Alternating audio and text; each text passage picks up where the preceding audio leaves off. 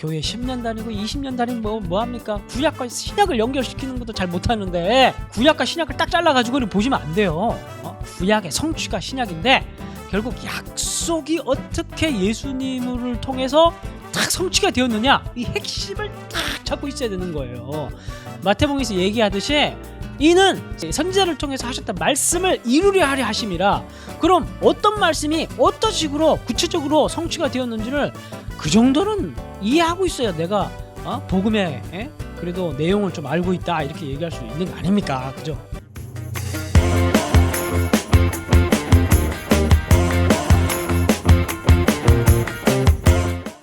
자, 그런데 궁금한 게 있죠. 왜 못 알아봤냐 그 말이에요. 예? 너무 답답하잖아. 아니 이렇게 지금 여러분 제가 딱 정리해 드리니까 이제 여러분 뭔가 눈이 좀 떠지는 것 같지 않습니까? 예? 자, 근데 진짜 궁금한 게 있는데, 아니 이렇게 확실하게 하나님께서 구약 예언자들을 통해서 다 예언을 하셨고, 그리고 예수님께서 오셔가지고 다 그런 말씀하시고 또 예수님 그렇게 하셨는데 왜 못 알아봤을까? 왜 못 알아보고 예수님을 십자가에 못 박아 죽였을까? 이 유대인들을, 1세기 유대인들을. 그때 당시에 그 사람들은 어떤 시대적 상황 속에 있었고, 그 사람들은 도대체 무슨 생각을 가지고 살고 있었길래 예수님을 못 알아봤냐 그 말입니다. 하나님의 백성이라고 스스로 자부하는 인간들이 하나님의 아들이 왔는데 어떻게 못 알아보고 십자가에 죽일 수 있냐 이 말입니다. 근데 여러분, 오늘날도 그럴 수 있다는 거 여러분 잊지 마십시오. 오늘날에도 우리가 예수님을 내가 제일 잘 믿으라고 주장한 사람이 어떻게 보면 예수님을 제일 못 알아볼 수 있다는 위험성이 있다는 거. 그걸 여러분들이 1세기 유대인들을 보면은 우리가 좀 알 수가 있어요. 자, 보세요. 일단은 그 시대 당시에, 예수님 시대 당시에 1세기 유대 사회 당시에 가장 중요한 핫이슈, 사회적 핫이슈, 정치적 핫이슈는 뭐냐면 로마였습니다. 로마가 카이사르가 시저가 이렇게 다스리고 그럴 옥타비아누스 다스리고 그럴 때 괜찮아. 시간이 지나갈수록 로마의 폭정이 더 심각해졌습니다. 로마의 세금도 점점 더 무거워졌고, 그래서 이제 유대인들이 로마에 대한 반감이 점점점 커져가고 있었어요. 그래서 AD 6년경에 참다 못해서 폭동이 갈릴리에서 벌어졌습니다. 갈릴리에서 일어난 폭동에 대해서는 사도행전에도 기록되어 있어요. 바로 갈릴리 유다가 일으켰던 폭동, 그게 바로 이제 기록되어 있는데, 이게 AD 6년입니다. AD 6년, 예수님이 대충 한 10살 전후. 자, 이때 갈릴리에서 폭동이 일어나니까 로마가 무자비하게 아주 가혹하게 진압을 해버립니다. 시리아에 주둔하고 있었던 로마 군단을 파견을 해가지고 여기에서 그냥 사람을 어마어마하게 많은 사람들이, 나사렛부터 시작해서 가버나움, 갈릴리 전역에 있는 사람들이 많이 죽게 돼요. 그래서 요세푸스의 기록에 의하면 이 갈릴리 유다 폭동에 의해서 3,000명이 학살되고 2,000명이 십자가에 처형을 당했다고 합니다. 거의 남자들 씨가 마른 거죠. 그때는 인구 밀도도 높지 않았기 때문에 어마어마하게 많은 사람들이 죽임을 당하게 됩니다. 그러니까 이때부터 열심당 운동이 시작돼요. 열심당 아시죠? 칼을 품고 다니면서 암살하고, 예수님 시대 당시에 열심당. 오늘날로 얘기하면 이제 혁명가들이 되겠죠. 민족 해방 운동가들. 폭력적인 방식을 통해서 눈에는 눈, 이에는 이, 이렇게 칼, 총 이런 거 품고 다니면서. 그래서 이런 사람들을 이때 이제 로마의 이 야수 같은 이 모습이, 야만적인 모습이 이제 유대 사회에 이제 굉장히 큰 충격으로 아픔으로 이제 남겨지게 된 겁니다. 이때부터 로마를 믿지 못한다. 그러면서 로마로부터 독립하기 위한 이제 열심당 운동이 AD 6년부터 시작되게 됩니다. 자, 이게 굉장히 중요한 포인트인데, 로마에 대한 입장을 중심으로 해서 당시 예수님 시대 당시의 분파들을 나눌 수가 있어요. 그래서 AD 6년부터 시작했다고 했죠? 뭐가? 열심당 운동이, 로마에 대한 반대 운동이. 그리고 AD 30년은 예수님의 십자가와 부활 사건이 일어난 해입니다. 자, 이렇게 기준으로 해가지고 일단은 두 가지로 갈려져요. 하나는 로마를 좋아하는 애들이 있었고, 그리고 또 하나는 로마를 반로마적인 성향을 가지면서 나름의 특징을 가지고 활동했던 집단들이 있었어요. 그래서 이 집단은 반로마적인 성향을 가지면서 활동했던 이 집단은 AD 30년까지, 예수님이 오셔서 공생의 활동을 하시는 그 시간까지 점점 더 로마에 대한 원한이 커지고 깊어집니다. 자, 이걸 중심으로 4개의 분파를 나눠보면 첫 번째가 바로 아까 이야기랑 연결해서 열심당 애들. 열심당 애들 같은 경우에는 목표가 뭐냐면 로마로부터 정치적으로 해방되는 거예요. 마카비처럼 혁명을 일으켜가지고. 또 하나의 극단적인 또 하나의 이제 분파는 뭐냐면 사두개파입니다. 우리가 잘 알고 있는 제사장 그룹. 제사장들은 이 당시만 하더라도 뭐 제사만 지내면 오케이. 왜냐하면은 이 세계 디아스포라 되어 있었던 유대인들이 막 몰려들어가지고 절기만 되면 몰려들어서 11조 내고 제사 지내고 하니까 막 수입이 짭짤하거든요. 그러니까 얘네들은 그냥 사치스러운 종교 귀족들이라고 생각하면 됩니다. 그냥 얘들은 예수님 못 박힐 당시에도 가이사가 야 이게 예수가 바로 너희들의 왕이다 이러니까 무슨 소리 하십니까? 우리의 왕은 가이사밖에 없습니다. 그러면서 가이사가 카이사르란 말이거든요. 로마의 황제를 자신들의 왕으로 이미 인정을 해버려. 우리 왕 필요 없다. 이미 로마가 우리의 왕이다. 로마의 황제가 우리의 왕이다. 왜냐하면 로마 황제가 제사를 지내도록 허락을 해줬거든요. 얘네는 제사만 지내면 되는 애들이거든. 왜냐면 여기에서 돈이 다 나오니까. 이게 바로 그때 당시에 종교인들의 모습이었습니다. 바로 사두개파의 모습이었고, 반대로 바리새파는 똑같이 열심당처럼 반로마적인 성향을 가지고 있었고, 왜냐하면 바리새파는 철저하게 율법 중심, 율법으로 완전한 나라를 세우는 게 이 사람들이 생각하는 메시아 왕국의 가장 아름다운 모습이었습니다. 왜냐하면 얘네들 철저하게 율법을 가르치고 율법을 암송하고 막 그렇게 뭔가 종교 이런 책 중심의, 사두개파는 성전 중심의, 얘네들은 율법이란 책 중심의 성향을 가지고 있었던 분파였기 때문에, 그래서 이 바리새파는 당연히 율법 중심이었기 때문에 이방인들을 되게 싫어했어요. 그죠? 이방인들은 지옥의 땔감이고, 그래서 당연히 이제 반로마적 성향을 가지고 있었고, 그런데 얘네들은 중심이 율법이 중심이었다. 그리고 이제 이것저것도 아니고 이제 SM파라고 완전히 이제 자기네들이 폐쇄적인 자폐적인 공동체를 만들어서 사회 근처 쿰란 동굴에서 활동을 하면서, 얘네들은 이제 사두개파는 성전을 더럽힌 나쁜 놈들, 바리새파는 위선적이고 그리고 쓸데없는 장로들의 전통을 만들어서 오히려 율법을 더 못 지키게 만들어버리는 놈들, 열심당 애들은 쟤들은 폭력주의자. 그래서 우리는 진짜 메시아가 올 때까지 우리 나름대로 공동체 규칙을 가지고 우리는 거룩한 생활을 하자.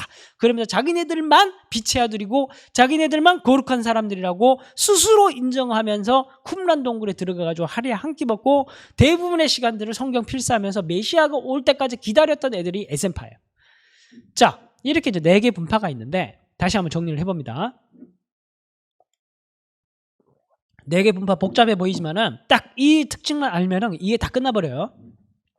그래서 1세기 분파가 4개가 있는데, 첫 번째 다시 정리하면 바리새파가 있습니다. 아까 얘기했듯이 바리새파는 뭐가 제일 중심이다? 율법의 완전함. 이게 핵심이에요. 율법의 완전한 거. 이게 핵심입니다.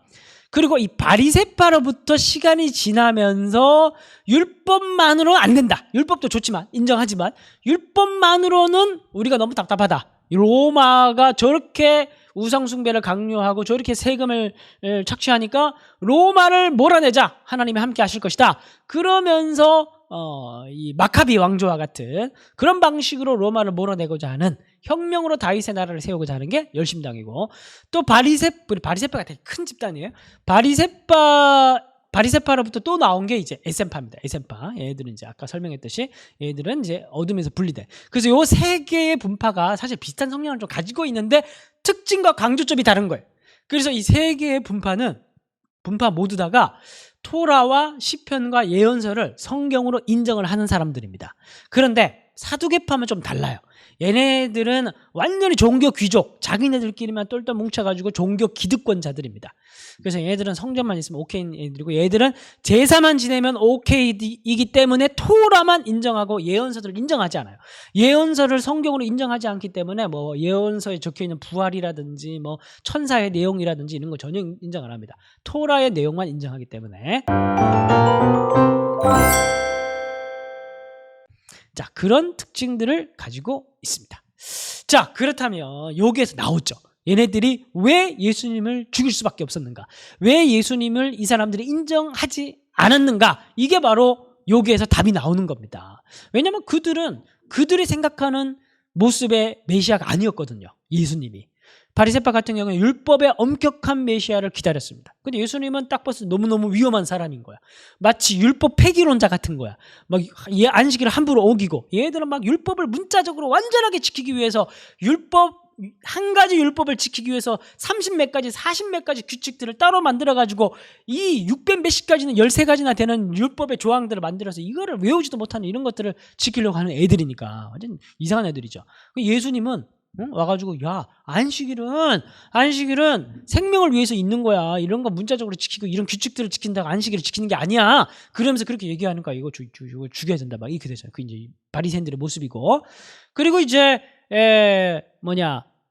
열심당 같은 경우에는 우리가 이제 잘 알고 있듯이 그 열심당 같은 경우에는 여러분 가룟유다 있죠. 가룟유다 같은 경우에도 예수님을 아마 사지로 몰면은 어떻게 된다? 사지로 몰면은 예수님이 기적과 능력들을 발휘해가지고 뭔가 로마를 무찌르고 이렇게 할 줄 알았을 거예요. 아마 그 가룟유다에서 가룟이라는 말이 시카릿이란 말이거든요. 시카릿이 열심당할 때 그 단도 그런 뜻이에요. 그 라틴어로. 그래서 이제 시카릿 땅, 이 가룟유다가 그런 생각 가지고 예수님을 쫓았던 겁니다. 근데 사실은 예수님을 쫓았던 12제자들 중에서 열심당의 영향을 받는 애들이 엄청 많았었죠.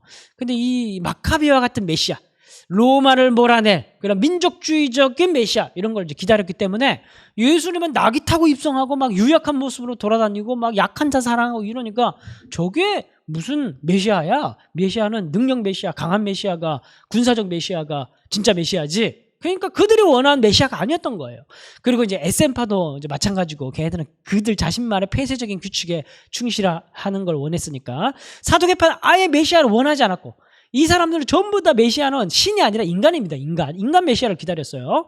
그러니까 이 사도계파는 인간 메시아 필요 없다. 우리는 이미 가이사가 우리의 왕이고 우리는 제사만 잘 지내면 된다. 그러니까 예수님이 이 사이에서 이 4개 분파에서 인정받을 만한 예수님을 알아볼 만한 관점과 생각을 가지고 있었던 당시 유대 분파는 하나도 없었던 거예요.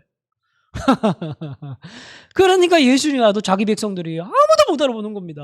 여러분 이거 얼마나 큰 아이러니인 줄 아십니까? 이 아이러니가 얼마나 큰 아이러니인 줄 아십니까? 하나님께서 이들에게 이방인들도 가지지 못한 거룩한 선물들을 주셨죠. 그게 뭡니까? 바로 성전을 주셨고 율법을 주셨잖아요. 근데 얘들은 정말 모순적으로 율법을 가지고 있기 때문에 예수님을 못 알아봤어요. 성전을 가지고 있기 때문에 예수님을 못 알아봤어요. 하나님께서 주셨던 그 선물이 그들에게 뭐가 된 겁니까? 저주가 된 겁니다. 여러분 잘 보실까요? 그래서 여러분들 예수님께서 가장 많은 기적들을 행했던 그 동네에서 오히려 예수님을 못 알아보고 회개하지 않았어요.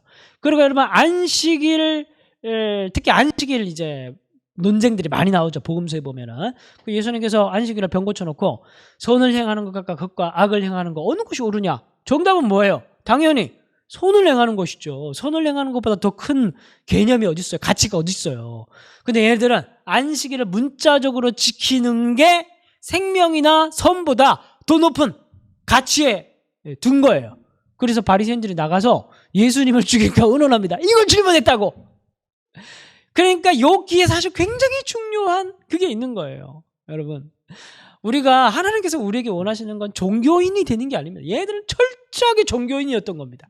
자기들이 만든 규칙, 자기들이 만들어 놓은 시스템, 자기네들이 만들어 놓은 절기, 그 장로들의 전통, 이 전통을 지키는 게 생명을 구하고 생명을 살리고 선을 행하는 것보다 더 중요했던 겁니다. 근데 하나님께서 그들에게 율법을 주셨던 이유, 그들에게 성전을 주셨던 이유는 뭐냐 하면 생명을 살리라고. 아브라함의 언약이 뭐예요? 모든 열방이 너로 하여금 하나님께로 돌아오게 만드는 거. 그게 가장 근본적이고 가장 근원적이고 가장 큰 가치, 큰 약속의 핵심이 바로 뭐냐 하면은 모든 생명들이 죽게 돌아오는 거. 그게 생명을 살리는 게 하나님께서 가장 좋아하시고 가장 원하시는 거라는 거예요. 안식일을 주신 이유는 뭐냐면 율법을 주신 이유는 뭐냐 하면 생명을 살리기 위해서. 하나님이 기분 좋으시라고 막 우리가 안식일날 꼼짝달싹 못하고 아무것도 못하고 아무것도 안 해야지 그러고 있으면 하나님께서 기뻐하시는 게 아니라 그런 안식일이라는 쉼이라는 평안이라는 샬롬이라는 장치를 통해서 우리가 안식을 누리면서 하나님을 더 사랑하고 더 예배하고 그리고 우리가 생명을 얻는 것, 그러한 가치가 충족되는 걸 보고 하나님께서 기뻐하시기 위해서 안식일이라는 걸 주셨고, 다른 건 다 마찬가지고, 교회를 주신 이유도 마찬가지고, 목사를 주신 이유도 마찬가지고, 제도를 주신 이유도 마찬가지고, 여러분들이 하고 있는 모든 봉사라든지 헌금이라든지 모든 거 전부 다 전부 다 목적과 목표와 방향이 뭐냐 하면은 내가 살고 생명이 살기 위해서 모든 걸 주셨는데 이런 걸 하다가 오히려 이게 장애가 돼가지고 걸림돌이 돼가지고 예수를 못 알아보고 하나님을 못 알아보고 진리에 가까이 가지 못하는 거예요. 오늘날에 그러니까 이런 일이 없겠습니까? 그죠? 그래서 로마서에 보면은 그들이 유대인들을 얘기하는 거예요. 유대인들이 믿음을 의지하지 않고 행위를 의지했다. 그렇게 얘기하는. 그래서 바울이 얘기하는 행위라는 것은 순종을 얘기하는 게 아니에요. 단순히 분명히 순종을 해야 됩니다. 행위 중요해요. 그런데 여기서 말하는 행위라는 거는 종교 행위를 얘기하는 겁니다. 종교 행위. 이 유대인들의 안식일을 지키는 같은 자기네들의 우월감, 종교적 우월감, 자기네들이 만들어 놓은 종교적 우월감을 성취하기 위한 그런 행위들, 그런 것들이 그들에게 부딪힐 돌이 된 거예요. 걸려 넘어진 돌이 된 거예요. 그래서 넘어져가지고 예수를 못 알아보지 않았습니까? 오히려 하나님께서 주신 선물이 그들에게 장애가 된 거예요. 이런 안타까운 게 어디 있겠습니까? 성전도 마찬가지입니다. 예수님께서 입성하자마자 제일 먼저 한 게 성전을 정결하게 만드셨죠. 채찍으로 뚜까 패면서 내쫓으셨죠. 그리고 성전을 헐어버려라. 돌 하나 남기지 않고 다 무너뜨려 줄 것이다. 그러면서 예수님께서 성전을 얘기했습니다. 왜냐하면 이 성전은 생명을 내지 못하고 이 사두개인들이 성전을 움켜쥐고 종교 기득권을 독점하고 앉아가지고 사람들에게 삥땅 치고 그런 일들을 하는데 이 성전을 사용하고 있었던 거예요. 예수님께서 보시기에는 그렇게 열매 없고 생명을 살리지 못하는 그런 성전 같은 게 같으면 부서져서 없어지는 게 낫다. 그렇게 얘기를 하고 있는 거예요. 네? 오늘 우리 생각해야 될 게 굉장히 많습니다. 건물이 중요한 것도 아니고 제도가 중요한 것도 아니고 내가 뭐 어디 무슨 장로교 교단이고 무슨 교단이고 뭐 모태신앙 이따위고 중요한 게 아니에요. 물론 그것도 중요하긴 하지만 정말 중요한 본질은 무엇인지를 생각해 봐야 되는 거예요. 정말 우리는 어떤 메시아를 기다리고 있는가? 내가 생각하는 예수님은 어떤 주님이신가? 우리는 율법주의자 같은 그런 예수님을 혹은 믿고 있지 않는가? 내 신앙의 스타일을 보면은 내가 믿고 있는 예수님이 나와요, 사실은.